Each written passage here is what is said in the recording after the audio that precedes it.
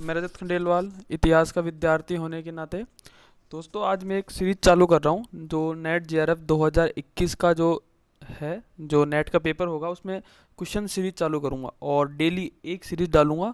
और जो पेपर के अकॉर्डिंग जो भी इम्पोर्टेंट जो क्वेश्चन आए हुए हैं और जो बनते हैं और जो अब इम्पोर्टेंट जो भी पुराने पेपर्स हैं उनमें से मैं क्वेश्चन डालूंगा और सह सहित व्याख्या के साथ इसको बताऊंगा। और जो इम्पोर्टेंट है इसके मैंने बिल्कुल डिटेल से सह व्याख्या की है, इसको आप देखिए और इसको आप बार बार जो दोस्तों इसमें जो मेन है वो है सह व्याख्या, ताकि इसको आपको पता चले एनालिसिस कर सके। तो इसके अंदर ये इंपॉर्टेंट है। ओके, स्टार्ट करते हैं अपन सबसे पहले।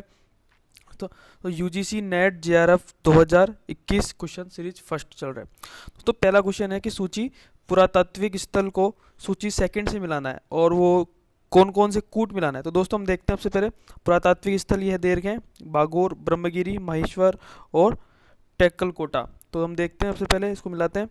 तो हम सबसे पहले देखते हैं कि दोस्तों हम देखते हैं कि जो बागोर है वो तो राजस्थान से मिलेगा। और दोस्तों मैंने पूरी सह सहित व्याख्या भी इसके अंदर कर रखी है। तो देखते हैं अपन सबसे पहले कि जो बागोर है वो कहाँ पर है, भीलवाड़ा के अंदर है और राजस्थान की जगह जगह पड़ती है एक भीलवाड़ा, वहाँ पर है ये। और सबसे इम्पोर्टेंट ये है कि खोज से किसने की थी, वीएन मिश्र ने इसकी खोज की थी। ये मध्य पाषाणिक स्थल है। और सबसे पहले इम्पोर्टेंट दोस्तों इसमें यह है, इसके अंतर्गत यह है कोठाई नदी के किनारे स्थित। तो मुख्य बात क्या है, पशुपालन के साक्ष्य यहाँ से मिले हैं और जो आदमगढ़ से भी इसके पशुपालन के साक्ष्य मिले हैं। तो ये है। फिर दोस्तों हम देखते हैं इसकी व्याख्या करिए अपन ने। माहेश्वर, माहेश्वर ये क्या है, ताम्र पाषाणिक स्थल कहाँ पर है, ये मध्य प्रदेश के अंदर स्थित है। और दोस्तों हम देखते हैं जो मालवा संस्कृति है, जो मालवा ताम्र पाषाणिक संस्कृति है 1700 से लेकर 1200 ईसा पूर्व तक थी। और जो इसके जो मेन स्थल थे वो कौन कौन से थे, नागदा, महेश्वर, नवदाटोली, कायथा और एरन। ये इसके कुछ स्थल थे मालवा संस्कृति के। कौन कौन से स्थल थे, तो नागदा, माहेश्वर, नवदाटोली, एरन और लास्ट था कायथा। दोस्तों फिर है कि टेक्कलकोट, ये कहाँ पर है, तो कर्नाटक में एक जगह एक नव पाषाणकालीन ये स्थल है। कर्नाटक में कर्नाटक में है और नव पाषाणकालीन स्थल है। और इसके जो दोस्तों हम देखते हैं कि दक्षिण भारत में जो नव पाषाणकालीन स्थल है और कौन कौन से हैं। दोस्तों मैं इसको डिटेल से करा रहा हूँ और जो इम्पोर्टेंट है मतलब बिल्कुल सह सहित व्याख्या करा रहा हूँ। टाइम लग रहा है धीरे धीरे, लेकिन बिल्कुल एक बार आप इस वीडियो को देखो और 10 बार देखो, बार बार जो इम्पोर्टेंट है, जो इसमें जो सह व्याख्या है वो इसके अंदर इम्पोर्टेंट है, ताकि आपका एनालिसिस हो सके और जो पुराने क्वेश्चन या पुराने पेपर आए तो आप इसको कर सके। तो दोस्तों हम देखते हैं कर्नाटक के अंदर जगह पड़ती है मास्की, पिक्कीहल, ब्रह्मगिरी, संगनकल्लू, हल्लूर, कोडेकल, वेल्लारी और पिक्कीहल। ये लिख दिया दोस्तों पहले। ये भस्मी के टीले के लिए उपयोग, तो ये 7-8 जो है वो कर्नाटक के अंदर है स्थित है। मास्की, पिक्कीहल, ब्रह्मगिरी, संगनकल्लू, हल्लूर, कोडेकल, वेल्लारी, ये 7 इसके इम्पोर्टेंट है। और आंध्र प्रदेश में दोस्तों हम देखते हैं पलवाय, संगनपल्ली, उतनूर और नागार्जुन कोंडा। तो ये 4 क्षेत्र कहाँ पर है, आंध्र प्रदेश में नागार्जुन कोंडा, उतनूर, संगमपल्ली और पलवाय, 4 क्षेत्र यहाँ पर है। और कर्नाटक में दोस्तों अगला क्वेश्चन, तो दोस्तों अपन देख लेंगे इसके जो उत्तर होगा वो इसके अंदर उत्तर आएगा।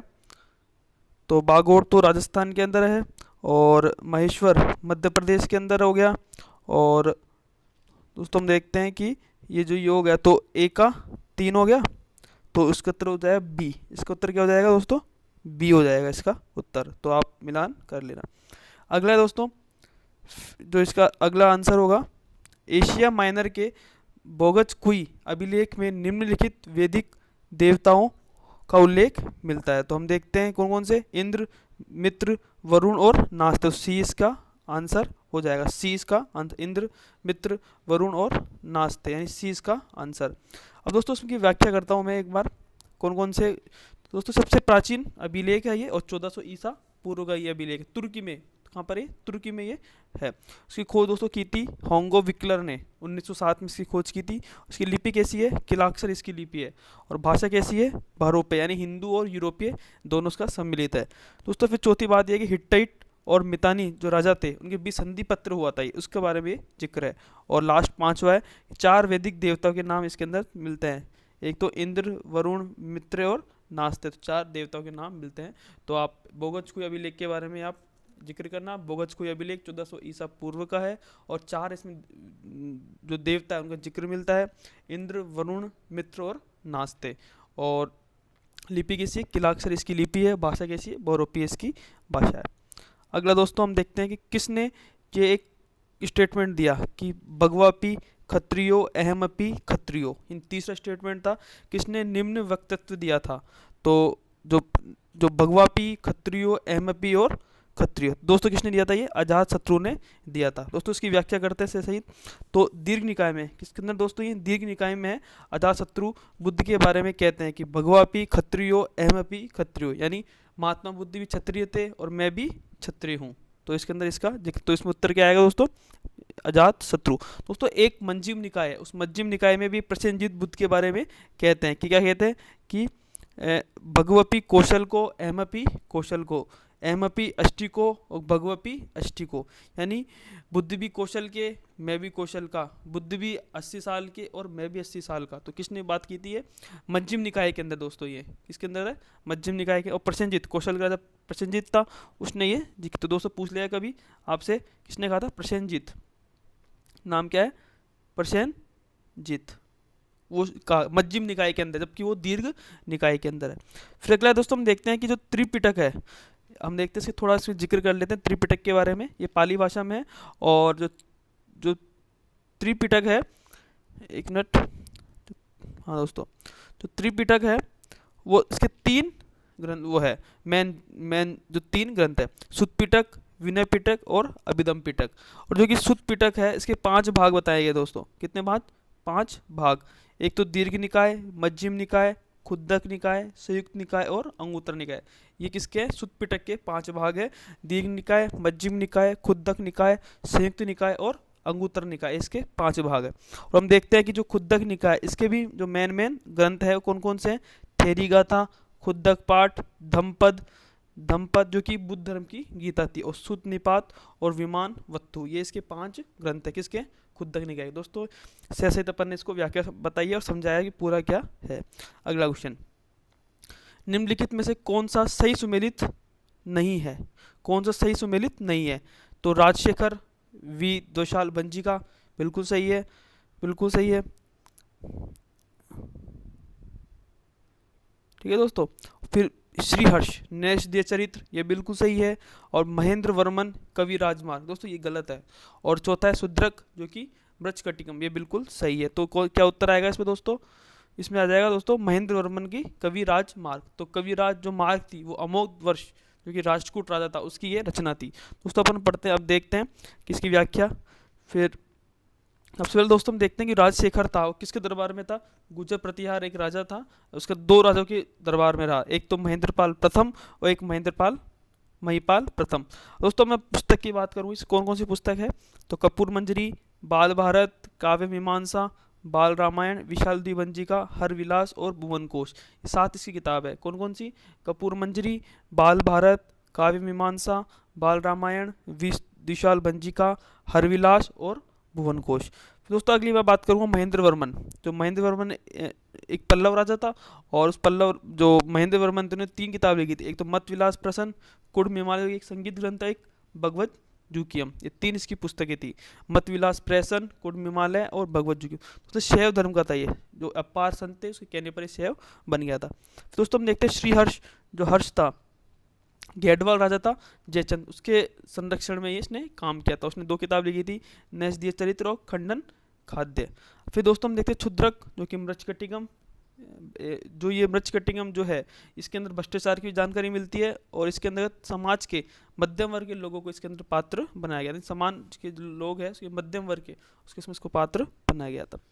दोस्तों अगला क्वेश्चन है कि निम्नलिखित का अनुक्रमिक क्रम दीजिए और प्रदत्त कोड से सही उत्तर का चयन कीजिए। तो हम देखते हैं अब कालक्रम जमाना है, तो कौन कौन से आ जाएगा। तो सबसे पहले दोस्तों हम देखते हैं इसके अंदर आदित्य चोल, उसके बाद परांतक चोल, फिर उसके बाद में राज चोल फर्स्ट और लास्ट में राजेंद्र चोल। तो सबसे पहले आएगा बी।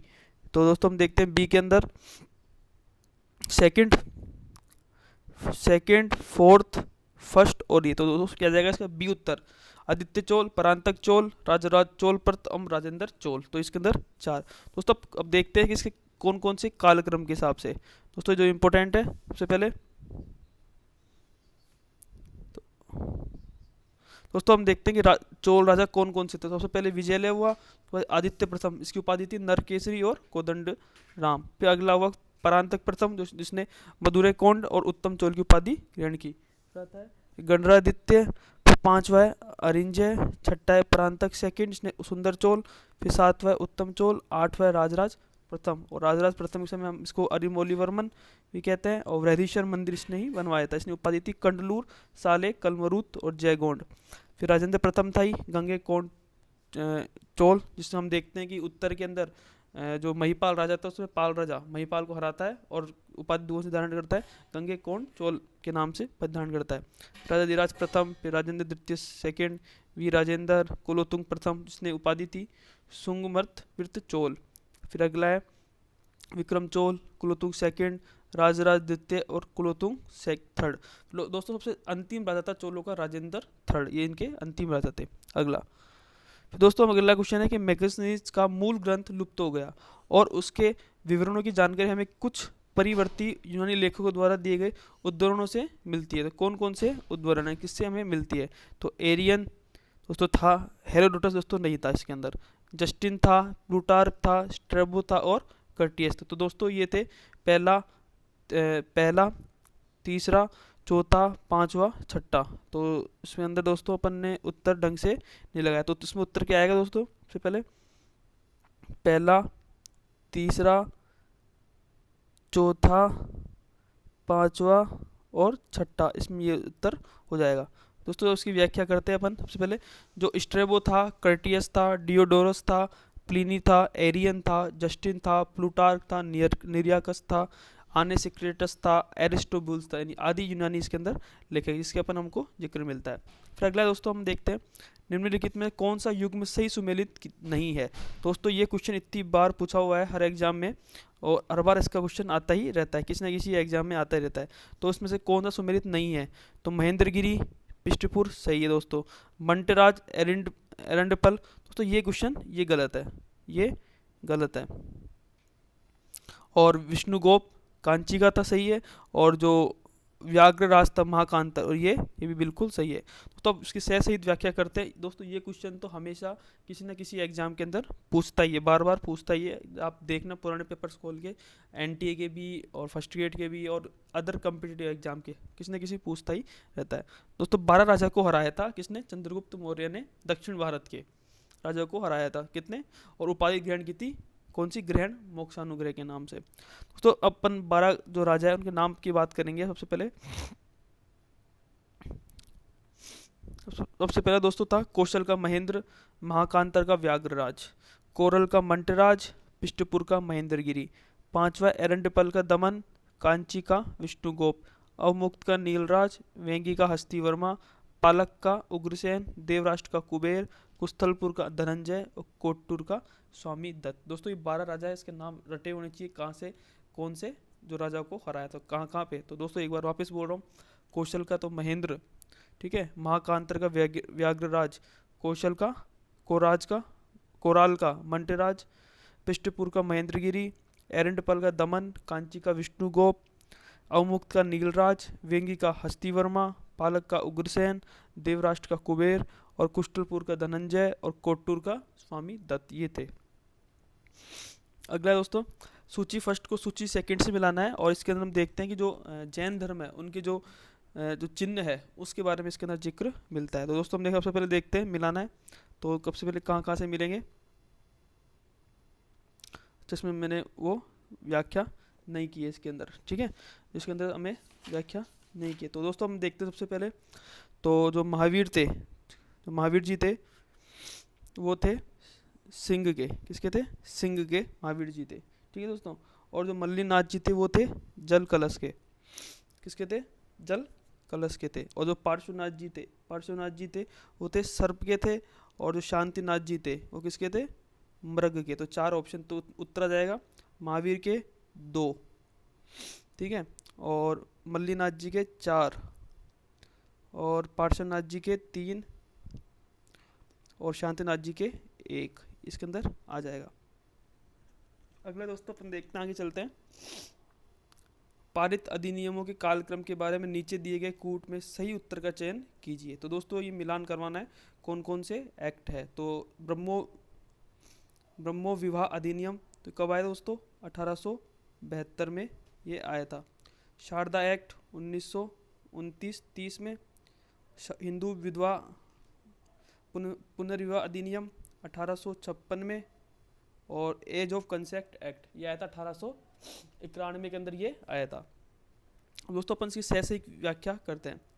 तो सबसे पहले दोस्तों अपन देखते हैं कि 1795 में शिशुवध गवर्नर जनरल शोर के समय, 1829 में सती प्रथा बेंटिक धारा 17 के तहत, 1843 दास प्रथा एलन ब्रो के समय, 1844 के अंदर नरबली प्रथा लॉर्ड हॉर्डिंग प्रथम समय, 1856 विधवा पुनर्विवाह अधिनियम धारा 15 के तहत, और 1872 नेटिव मैरिज एक्ट या ब्रह्म मैरिज एक्ट बोलते हैं। 1891 के अंदर एज ऑफ कंसेप्ट एक्ट और सम्मति आयु अधिनियम तिलक ने इसका विरोध किया था। और लास्ट है दोस्तों शारदा एक्ट। कौन सा है? शारदा एक्ट, जो कि 1929 और 30 के अंदर एरविन। तो दोस्तों ये एक्ट थे, और ये एक्ट तो दोस्तों बहुत बार एग्जाम के अंदर पूछा हुआ, बार बार ये आते रहते हैं। फिर अगला है दोस्तों, अपन आगे चलेंगे। सबसे अगला क्वेश्चन है 12वां। ब्रिटिश साम्राज्य का अभिन्न अंग रहते हुए उत्तरदायी शासन की उत्तरोत्तर प्राप्ति के संबंध में नीतिगत घोषणा किसने की? तो दोस्तों इंपॉर्टेंट है, लॉर्ड मोंटेग्यू ने इसकी की थी। अगला 13वां क्वेश्चन दोस्तों, हैदराबाद के निजाम अंतिम राजा कौन था? तो हम देखते हैं कौन था अंतिम राजा। उस्मान अली खान अंतिम राजा था। और जो प्रथम राजा था 1724 में हैदराबाद की चिनकिलिच खान है, इसका पूरा नाम था मीर कमरुद्दीन खान ने इसकी स्थापना की थी। और अंतिम राजा कौन था? उस्मान अली का 1911 से लेकर 1948 तक ये रहा था। और 1 नवंबर 1948 को हैदराबाद भारतीय संघ में शामिल हो गया था। फिर अगला दोस्तों अपन बात करेंगे, वह महिला जिसने डिग्री प्राप्त करने के लिए समय बंगाल के गवर्नर पर गोली चलाई थी। हम देखते हैं कि विश्वविद्यालय था, कलकत्ता विश्वविद्यालय था, और वहाँ पे उसने गोली चलाई थी। कौन सी महिला था? तो उसका नाम दोस्तों था बीना दास। तो इंपॉर्टेंट है, देख लेना। फिर अगला दोस्तों 15 क्वेश्चन है, 1844 से 48 में एक 22 वर्षीय हिंदू महिला थी, उसका उसका पति बम्बई हाई कोर्ट में ले गया, और उस केस का नाम क्या था? उस केस का नाम क्या था कि उसको लेके गया, उसकी पत्नी को, उसका क्या नाम था, यानी उसका नाम क्या था? दोस्तों अपन देखते हैं। ये दोस्तों मैंने अभी एक महिला संगठन पढ़ा है मैंने, उसके अंदर पूरा डिटेल से बता रखा है क्या है और कौन थे। तो दोस्तों इसके अंदर उत्तर हो जाएगा रुकमाबाई दादाजी केस। क्या था? रुकमाबाई दादाजी केस, इसके बारे में पूरा जिक्र है। और उसमें क्या था अपन देखते हैं कि रुकमाबाई एक डॉक्टर थी जो कि विदेश में पढ़ने के लिए गई थी, और वो वहाँ से आती है, यानी इसकी जो शादी थी वो बाल विवाहिता थी, यानी 11 साल की उम्र में इसकी शादी हो गई थी। तब इसको सोचा कि मुझे कुछ करना है महिला के संबंधित, तो उसके लिए चली गई डॉक्टर की पढ़ाई के लिए। और जैसे वहाँ से आई तो राजकोट में इसने किसका काम किया? डॉक्टरी का भी प्रशिक्षण दिया। लेकिन जब 1884 या 85-86 के आसपास इसके पति ने इस पर केस लगा दिया था, और फिर ये केस के लिए लड़ती रही। तो मानी केस एक प्रकार का केस था। तो क्या नाम था? रुकमा बाई और दादाजी केस। दोस्तों ये इंपॉर्टेंट है, ठीक है। दोस्तों अगला है 16वां क्वेश्चन है, नील विद्रोह के दौरान किसानों के हित का समर्थन एवं नील खेत मालिकों की कड़ी निंदा निम्नलिखित में से किस समाचार पत्र ने की थी? यानी किस समाचार पत्र ने नील विद्रोह की निंदा की थी? तो कौन सा दोस्तों? हिंदू पैट्रियट। कौन सा नाम क्या है? हिंदू पैट्रियट ने इसकी विरोध जो समाचार पत्र ने क्या की निंदा की थी। दोस्तों थोड़ा सा मैं बात करूँगा इसकी व्याख्या की कि जो नील विद्रोह था वो 1860 के अंदर हुआ था। इसके अंदर जो नेता थे, एक तो दिगंबर विश्वास और विष्णु विश्वास, दो इसके अंदर नेता थे। और जो हिंदू पैट्रियट अखबार था किसका था? हरिश्चंद्र मुखर्जी। किसका था? हिंदू हरिश्चंद्र मुखर्जी का था। और जो दीनबंधु मित्र था, जो कि नाटक था इनका एक, नील दर्पण में क्या बताया गया कि जो बागान मालिक थे इनके अत्याचारों का खुला चित्रण इसके अंतर्गत किया गया था। दोस्तों इसमें क्या आएगा उत्तर? हिंदू पैट्रियट। क्या आएगा? हिंदू पैट्रियट। तो मैं सहित व्याख्या कर रहा हूँ, और मैं जो सीरीज चल रही है बिल्कुल, अब जो इंपॉर्टेंट जो क्वेश्चन है जो आए हुए हैं और जो आपको लगे कि ये इंपॉर्टेंट क्वेश्चन है तो आप इसको सोल्व करिए। और जहाँ तक है दोस्तों ये आपको करने भी चाहिए, हर एग्जाम में ये पूछते हैं एग्जाम में, चाहे कि कोई भी कॉम्पिटिटिव एग्जाम हो।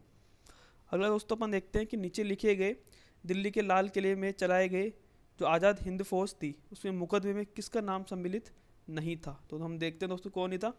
कर्नल मोहन सिंह इसके अंदर शामिल नहीं था। तो दोस्तों अपन व्याख्या करेंगे इसकी। आज़ाद हिंद फौज के जो सिपाही है उनका बचाव करने के लिए वकीलों की एक कमेटी बनाई गई, और उसका जिसका नेतृत्व किया किसने किया था, भोला भाई देसाई ने उसका नेतृत्व किया था। दोस्तों अभी आया था शायद नेट में भी क्वेश्चन ये आया था, और इसके अंदर कुछ वकील भी थे। इसमें हम देखते हैं जवाहरलाल नेहरू खुद इनका मुकदमा लड़ने के लिए आए थे, आसफ अली थे, तेज बहादुर सप्रू थे, कैलाश नाथ काटजू थे, बख्शी टेकचंद्र थे। यानी ये पाँच छः इसके वकील थे जो आज़ाद हिंद फौज के जो थे, जो उनका बचाव करने के लिए आए। तो फिर हम देखते सरकार ने इनको फांसी लग सज़ा दे दी थी, लेकिन कुछ विरोध के कारण सज़ा को कैंसिल कर दिया गया था। आगे दोस्तों 18वां क्वेश्चन। दोस्तों ये जो 18वां क्वेश्चन है इसको मिलान करवाना है, और ये एग्जाम में आपको बार बार किसी न किसी एग्जाम में ये पूछता ही रहता है। तो हम देखते हैं सबसे पहले दोस्तों एक संगठन है, संगठन के बारे में एक नए एग्जाम में पूछता रहता है। तो सबसे पहले दोस्तों हम देखते हैं इंडियन एसोसिएशन 1876 दोस्तों। पर इसकी व्याख्या करते हैं सबसे पहले। तो ए का 3 आ जाएगा, तो इसका उत्तर दोस्तों हो जाएगा 20 का उत्तर हो जाएगा। अब इसके मैं व्याख्या करूँगा। दोस्तों मैंने एक डायग्राम बनाया है, इस डायग्राम को आप देख के चल जाना, और हर एग्ज़ाम में कोई ना कोई एग्ज़ाम में आपको ज़रूर मिलेगा। ये डायग्राम को आपको ज़रूर देख के जाना है। ये मेरे दोस्तों व्याख्या करिए। दोस्तों 3 क्षेत्र थे, एक तो बंगाल था, और एक बंगाल था, एक मद्रास था, एक बॉम्बे था। 3 इसके क्षेत्र थे, और बॉम्बे के अंदर कुछ संगठन बने थे। बंग भाषा प्रकाशन सभा 1836, जमींदार सभा या land holder society 1838, Bengal British association 1843। और दोस्तों हम देखते हैं कि जमींदार सभा और बंगाल ब्रिटिश एसोसिएशन इन दोनों को मिला के एक कर दिया गया 1851 में, नाम दिया गया ब्रिटिश इंडियन एसोसिएशन 1851। हम देखते हैं इंडिया लीग 1875, इंडियन एसोसिएशन 1876 किसकी था, सुरेंद्र नाथ बनर्जी। फिर नेशनल कॉन्फ्रेंस 1884। दोस्तों ये जरूर आप संगठन एक बार देख के जाना, लिख लेना दोस्तों, कॉपी में बहुत काम आते हैं किसी न किसी एग्जाम में। और हम देखते हैं कि दोस्तों कुछ बॉम्बे में संगठन थे इसके, और कौन संगठन थे, एक तो बॉम्बे एसोसिएशन 1852 दोस्तों, फिर बाद में चेंज कर दिया गया था बॉम्बे प्रेसिडेंसी 1885 के अंदर। फिर मद्रास नेटिव एसोसिएशन 1852 में था, और 84 वो 85 था और ये 84 था, यानी मद्रास वाले पहले बना था, मद्रास महाजन सभा 1884। तो दोस्तों ये थे, ये आप देख के जाना, और इम्पोर्टेंट है, मैंने सही व्याख्या कर दी। दोस्तों अगला है कि दयानंद सरस्वती निम्नलिखित में से किस धार्मिक विचार के विरोधी नहीं थे। तो दोस्तों हम देखते हैं किसके विरोधी नहीं थे। दोस्तों मूर्ति पूजा के विरोधी थे, बौद्धवाद के विरोधी थे, सर्वेश्वरवाद के विरोधी थे, लेकिन गाय के प्रति पूज्य भाव के विरोधी नहीं थे। तो दोस्तों ये जरूर ध्यान रखना, दयानंद सरस्वती के बारे में कुछ खूब बार क्वेश्चन पूछा हुआ है, आप एक बार जरूर देखें। तो लास्ट क्वेश्चन है 20वां।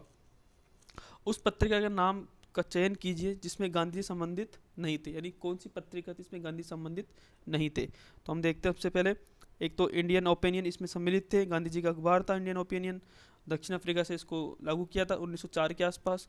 इंडियन मिरर दोस्तों ये नहीं था, इंडियन मिरर किसका था, ये अपने केशव चंद्र सेन का था ये इंडियन मिरर। और हरिजन था ही 1932 में किया था। और लास्ट दोस्तों यंग इंडिया, ये था ही इनका। फिर दोस्तों हम देखते हैं व्याख्या, इंडियन मिरर जो कि प्रथम भारतीय अंग्रेजी दैनिक अखबार था, और देवेंद्र नाथ टैगोर, केशव चंद्र सेन और मनमोहन घोष इसके 3 नेता थे। दोस्तों ये 20 क्वेश्चन थे जो मैंने सहित व्याख्या बताई। दोस्तों अब आपको डेली इस वीडियो को देखना है, और जो आपको डेली एनालिसिस करनी है कि कैसे क्वेश्चन बन रहे हैं। आप खुद देखोगे नेट के पेपर उठा के, और यही क्वेश्चन ऐसे बनेंगे और ये इंपॉर्टेंट बनेंगे। दोस्तों एक बार वापस से 20वां दोस्तों हम दयानंद सरस्वती के बारे में, ये दोस्तों ये संगठन जरूर याद रखना कौन कौन से संगठन है, एक बार कॉपी में जरूर लिख लेना डायग्राम के द्वारा। फिर अगला है कि कौन कौन से इसने दिल्ली लाल किले मुकदमा और कौन था इस समय, ठीक है। और नील विद्रोह हम देखते हैं 1860 में हुआ था, और 2 नेता थे, कौन कौन से नेता थे, दिगंबर विश्वास, विष्णु विश्वास, हरिश्चंद्र मुखर्जी का अखबार था हिंदू पेट्रियाट। और दोस्तों केस ये खूब बार पूछा हुआ है। फिर बीना दास वाला जो डिग्री मामला था, जो उनको गोली से उड़ा दिया, हैदराबाद के अंतिम जो राजा कौन थे, यानी निजाम कौन थे, तो खूब बार पूछा हुआ है, उस्मान अली का। और ये अगला अच्छा क्वेश्चन दोस्तों, ये एक बार प्रमुख एक्ट देख के जाना, और ये मिलान करवाना था दोस्तों। ये समुद्रगुप्त वाला ये खूब बार हर एग्जाम में पूछता रहता है, और ये मैगनीज का भी, और चोलों का भी इम्पोर्टेंट क्वेश्चन था, और इनके जो कौन कौन से थे, राजशेखर। दोस्तों ये डायग्राम बनाया मैंने, ये बहुत सही डायग्राम बनाया और बहुत काम भी आएगा आपके। और फिर सेकंड था ही, और ये पहला क्वेश्चन पूरा हो गया। दोस्तों ये मैंने करवाए 20 प्रश्न, और आज तो दोस्तों मैंने कम करवाए 20। कल से मैं 30 प्रश्न लेके आऊँगा, 10 तो एंशियंट, 10 मिडाइवल और 10 मॉडर्न के क्वेश्चन, ताकि आप तीनों को एनालिसिस कर सके। और जो क्वेश्चन पुराने आए या फिर जो अब इम्पोर्टेंट जो बनेंगे, जो भी एग्ज़ाम देंगे, मतलब आगे देंगे, नेट का हुआ या किसी भी कॉम्पिटिटिव एग्ज़ाम का, वो आपको बेनिफिट जरूर मिलेगा। और आप इसको सह सहित मैंने इसको व्याख्या करिए, ताकि आपके ढंग से समझ सके। और मैंने डायग्राम भी बनाया है और डायग्राम का यूज किया है। ओके, थैंक यू, धन्यवाद।